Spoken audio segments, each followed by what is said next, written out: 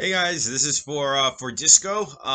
We haven't posted a video in a while. I know you guys are probably focused on a whole bunch of other things, but I just want to finish things up in the course. So I'll be posting a few more videos before the end. I hope you guys for the end of your high school careers. So I hope you guys will watch. Remember, watch from start to finish these videos, and I think we'll get there. We'll get to the end of the semester. I'm working hard, and as is your senior government planning, your virtual graduation. You should be getting your yearbooks at home and your cap and gown at home if you haven't already.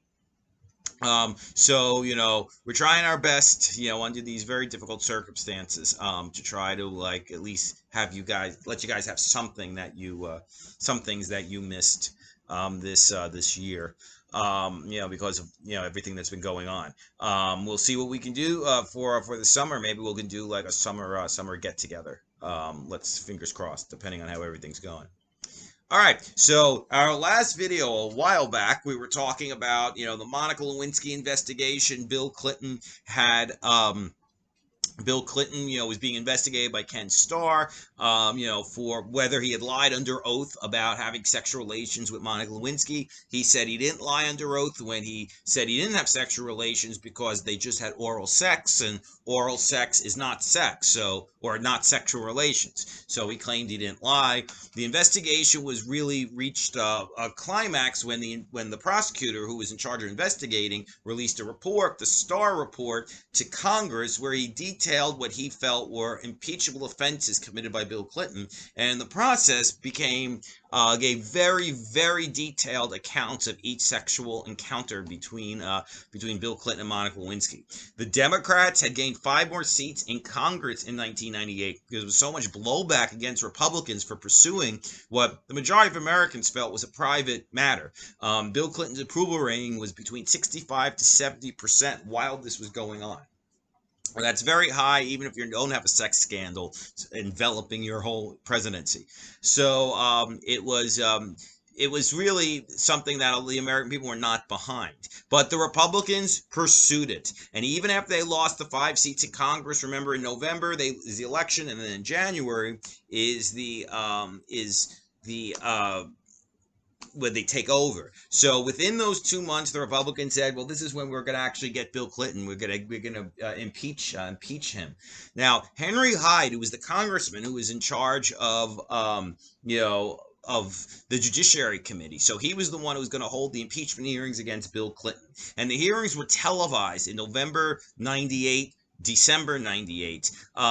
Ken Starr came to testify, a whole bunch of others, making the case that Bill Clinton had committed impeachable offenses, perjury by lying under oath about whether he had sexual relations, obstruction of justice by hiding gifts that he had given Monica Lewinsky, or having Monica hide the gifts, and also having a friend of his, Verdon Jordan, help Monica find a job at Revlon Makeup, which they said was obstruction of justice because this was an attempt to keep her quiet so she wouldn't reveal the affair. So the testimony that Ken Starr gave to the hearings just seemed so out of bounds when he was just going on in such detail about Bill Clinton's sexual behavior. And there was a blowback against that from a lot of people in America. And he just in passing mentioned that all the other things he'd been investigating Bill Clinton for years, Whitewater and all those other myriad scandals that Ken Starr had been investigating, he basically said that, well, yeah, Clinton didn't really do anything wrong in those. So they focused, or at least anything illegal. So if they focused on the perjury charge against him with regard to the Monica Lewinsky matter. On December 11th, 1998, the House Representatives, on a strict party line vote, passed 4 articles of impeachment against Bill Clinton. One was perjury in front of a grand jury, the Ken Starr grand jury. The next was perjury in the Paula Jones lawsuit, when he also denied having sexual relations with Bill Clinton. The third was obstruction of justice, where hiding the gifts, helping Monica get a job. The other count was abuse of power, which was kind of like a catch-all article, basically saying that by all the things he did, he's abusing his power. when the vote was held, the impeachment vote was held. About a week later, December 20th, December 21st, it was December 20th, 1998. It was originally scheduled for December 19th, but then Bill Clinton began bombing Iraq in that day, apparently because Saddam Hussein was not allowing weapons inspectors into his country. But for a lot of people, they thought this was very suspicious timing when the impeachment vote was going to happen. All of a sudden we're bombing Iraq. Well, the Republicans just delayed the impeachment vote by one day. December 20th, right before Christmas, their big Christmas gift to Bill Clinton, where they voted to impeach Bill Clinton on 2 of the 4 articles. Perjury in front of the grand jury, where they voted 228 to 206 to impeach Bill Clinton, and for obstruction of justice, where they voted 221 to 212 to impeach Bill Clinton. So this was a really big deal. This is only the second time in American history the president of the United States had been impeached. And for a lot of people in America, there was just this feeling of disbelief that, did we really just impeach the president of the United States for whether oral sex is sex? Yes, that's exactly what we had just done. So nobody really remembers this very fondly, right? You only hear Republicans talking about today, or they haven't for years. They never really talk about, we impeached Bill Clinton for whether oral sex is sex. So I think even after it happened, there was this almost embarrassment by a lot of people in the Republican Party about what had happened. But the way I always kind of see it, like they almost had to get it out of their system and impeach Bill Clinton. They had been so many Republicans hated Bill Clinton so that this was almost a cathartic moment for a lot of them to finally impeach him. So we remember because President Trump was, I know it seems like ancient history, but President Trump was impeached, a few months ago, and we know the process. You're impeached by the House of Representatives. The vote is half plus one to impeach you, and then the Senate votes, has to then have a trial. And where the senators have to decide that if you are guilty of what you had just been impeached for, and then they vote to whether or not to remove you from office. But that needs a 2/3 vote. So it's much easier to impeach someone. Remember, impeachment is not removal. Impeachment is the first step before removal. So the trial was held throughout January 1999, the last year of the 20th century. They only brought 3 witnesses to testify, and they were testified on tape. One of the witnesses was Monica Lewinsky. But had he really committed impeachable offenses by lying about whether oral sex was sex? Bill Clinton's lawyer during the impeachment trial was a man named Dale Bumpers. Bumpers had been a senator from Arkansas, Bill Clinton's home state, so he knew Bill Clinton quite well. And he had a great line. H.L. Mencken, the famous American writer, once said, if somebody tells you something's not about money, it's about money. So Dale Bumpers used that line to great effect in describing the way he saw the Monica Lewinsky case. He said, H.L. Mencken said, when somebody tells you something's not about money, it's about money. If somebody tells you it's not about sex, it's about sex. And that really was a great line, right? Because it really captured a lot of, people's feelings, right? This is kind of ridiculous that we're really doing this. When the ultimate vote was held on whether to remove Bill Clinton from office, on the perjury vote, it was 45 guilty, 55 not guilty. On the obstruction of justice vote, it was 50 guilty, 50 not guilty. And remember, you need 67 votes to actually remove someone from office. So it didn't come anywhere near that. Even though 50 votes, neither of the impeachment counts articles against Trump got 50. I think one got 48 votes for guilty. Every Democrat, Mitt Romney, voted guilty. So Bill Clinton was not removed from office. Bill Clinton stayed as president until the end of his term in 2001. But this case really, again, like Republicans didn't really talk about it anymore after it had happened, because it was almost like it was an embarrassment of what had just occurred. But It did have long-lasting effects, though. In 2000, in our next video, when we talk about the 2000 election, Al Gore ran for president. Al Gore had been Bill Clinton's vice president, and he had a very hard time escaping the shadow of the scandal. Al Gore had to decide, well, do I run on Bill Clinton's record, which was very good, strong, or do I run away from Bill Clinton because of these moral issues? And Al Gore could never quite figure that out in 2000, and I think that really harmed him in the 2000 election.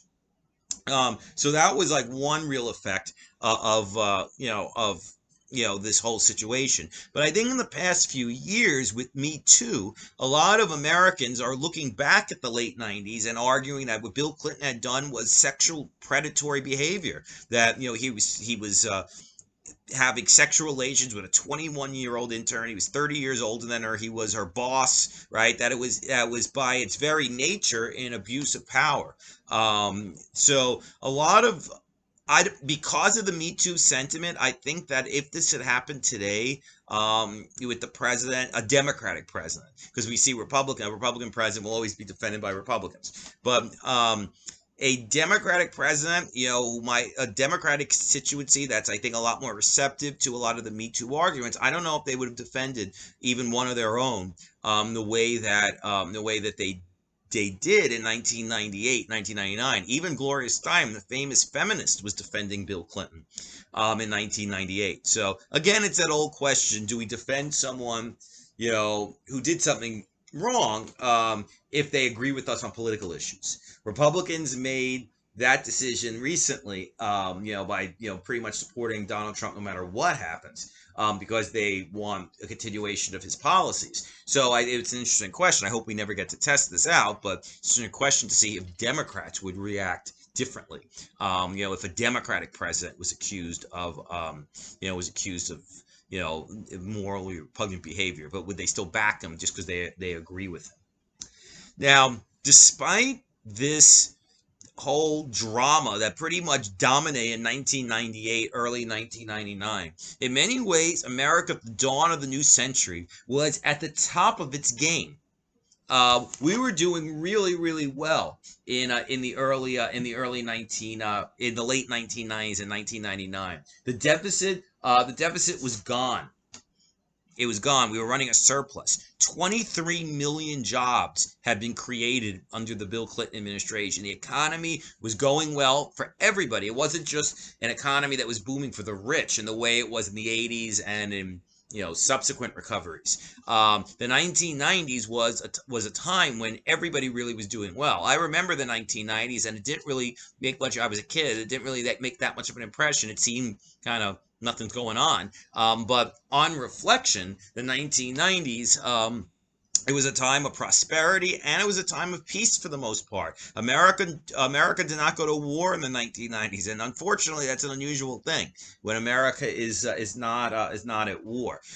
Bill Clinton, while having to deal with the Monica Lewinsky investigation, was trying to remain focused on foreign policy. Bill Clinton helped negotiate the Good Friday Accords, which finally established peace between the Catholics and the Protestants in Northern Ireland, ending the Troubles, which resulted in tens of thousands of deaths. That was a small miracle, I think, considering the depth of hatred that existed between both sides in Northern Ireland. He was still attempting to make peace between the Israelis and the Palestinians. That had been a cause of his since 1993, when he had brought Yitzhak Rabin and Yasser Arafat to the White House to try to come up with a peace agreement.